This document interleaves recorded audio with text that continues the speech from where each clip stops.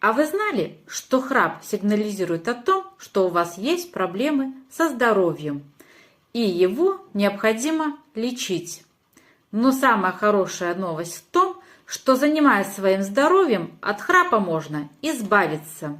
И частая причина храпа – это лишний вес, зашлакованность организма и звоночек о том, что обменные процессы внутри вашего организма уже работают неправильно. Плохо работает ваше пищеварение, всего скорее уже имеются запоры, кандиды, грибы. Если вы хотите восстановить свой организм и избавиться от храпа, пиши в комментариях «хочу», а лучше сразу в личные сообщения.